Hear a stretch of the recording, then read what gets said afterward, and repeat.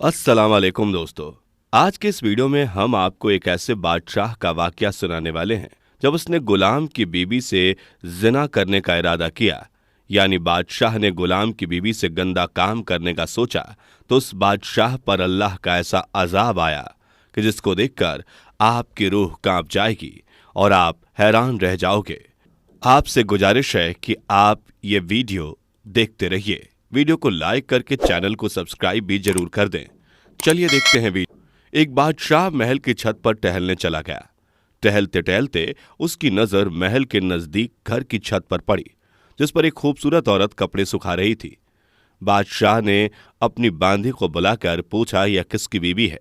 बांदी ने कहा, बादशाह सलामत, ये आपके गुलाम फिरोज की बीवी है। बादशाह नीचे उतरा।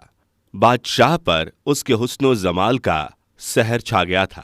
उसने फिरोज को बुलाया। फिरोज हाजिर हुआ तो बादशाह ने कहा, फिरोज, हमारा एक काम है।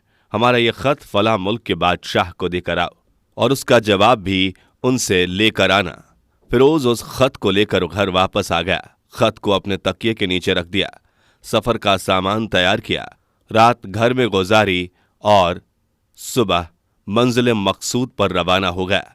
इस बात से ला इल्म के बादशाह ने उसके साथ क्या चाल चली है। इधर फिरोज जैसे ही नजरों से ओझल हुआ, बादशाह चुपके से फिरोज के घर पहुंचा और आहिस्ता से फिरोज के घर का दरवाजा खटखटाया। फिरोज की बीवी ने पूछा, कौन है? बादशाह ने कहा, मैं बादशाह, तुम्हारे शौहर का मालिक।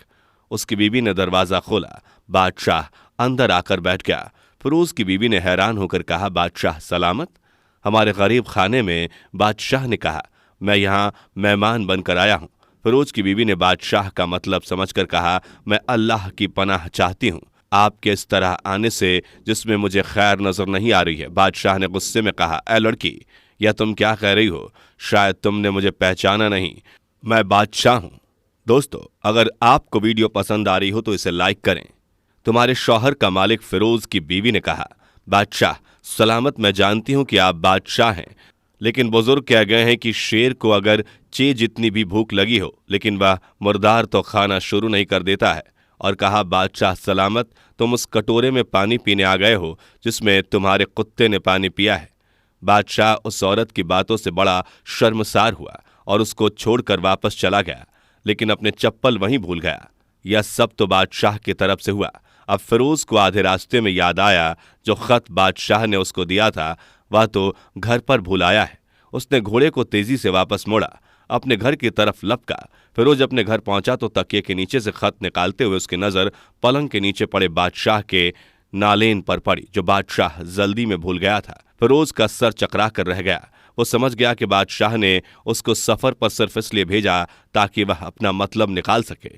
फिरोज किसी को कुछ बताए बगैर चुपचाप घर से निकला। खत लेकर वह चल पड़ा। काम खत्म होने के बाद बादशाह के पास वापस आया। बादशाह ने इनाम के तौर पर उसे 100 दिनार दिए। फिरोज दिनार लेकर बाजार गया और औरत के इस्तेमाल के कीमती कपड़े और कुछ तहाइफ खरीद कर घर पहुंचकर बीवी को सलाम किया और कहा कि चलो तुम्हारे मैके चलते हैं। बीवी ने पूछा, यह क्या है? उसने कहा, बादशाह ने इनाम दिया है और मैं चाहता हूं कि यह पहनकर अपने घर वालों को भी दिखाओ। बीवी ने कहा, जैसा आप चाहें। बीवी तैयार हुई और अपने वालदेन के घर अपने शौहर के साथ रवाना हो गई। दामाद और बेटी उनके लाए गए तहाइफ देखकर वह लोग बहुत खुश हुए। फिरोज अपनी बीवी को छोड़कर वापस आ गया और 1 महीना गुजरने के बावजूद ना बीवी का पूछा और ना उसको वापस बुलाया। कुछ दिनों के बाद उसके साले उससे मिलने आए और उससे पूछा, फिरोज, आप हमें हमारी बहन से गुस्से और नाराजगी की वजह बताइए या फिर हम आपको काजी के सामने पेश करेंगे। फिरोज ने कहा, अगर तुम चाहो मुझे काजी के सामने पेश कर दो, लेकिन मेरे जिम्मे इसका कोई ऐसा हक बाकी नहीं जो मैंने अदा न किया हो। वह लोग अपना केस लेकर काजी के पास पहुंच गए। काजी ने फिरोज को बुलाया। काजी उस वक्त बादशाह के पास बैठा हुआ था। दोस्तों, अगर आपको वीडियो पसंद आ रही है तो इसे लाइक करते रहें। लड़की के भाइयों ने कहा, अल्लाह बादशाह सलामत काजी को कायम और दायम रखे। काजी साहब, हमने एक सरसब्ज बाग दरख्त फलों से भरे हुए और साथ में एक मीठे पानी का कुआं इस आदमी के हवाले किया था। इस आदमी ने हमारा बाग उजाड़ दिया, सारे फल खा लिए, दरख्त काट दिए और कुएं को खराब करके गंदा कर दिया। काजी फिरोज की तरफ मुतावजा हुआ और पूछा, हाँ तो लड़के तुम क्या कहते हो? फिरोज ने कहा, काजी साहब जो बाग मुझे दिया गया था वो इससे बेहतर हालत में मैंने उन्हें वापस कर दिया। काजी ने पूछा, क्या इसने बाग तुम्हारे हवाले वैसे किया जैसे पहले था? उन्होंने कहा कि जी काजी साहब, उसी हालत में वापस किया, लेकिन हम इससे बाग वापस करने का वजह पूछना चाहते हैं। काजी ने कहा, हाँ फिरोज तुम क्या कहना चाहते हो? फिरोज ने कहा, काजी साहब मैंने बाग किसी बुग़्ज़ या नफरत की वजह से नहीं छोड़ा, बल्कि इसलिए छोड़ा कि एक दिन मैं बाग में आया तो मैंने शेर के पंजों के निशान देखे, तो मुझे खौफ हुआ कि शेर मुझे खा जाएगा, इसलिए शेर के इकराम की वजह से मैंने बाग में जाना बंद कर दिया। बादशाह जो टेक लगाए यह सब सुन रहा था उठकर बैठ गया और कहा, फिरोज अपने बाग की तरफ अमन और मुतमईन होकर वापस लौट जाओ। बल्लाह इसमें कोई शक नहीं है, शेर तुम्हारे बाग में आया था, लेकिन वहां पर ना तो कोई असर छोड़ सका और ना ही कोई पत्ता तोड़ सका और ना ही कोई फल खा सका।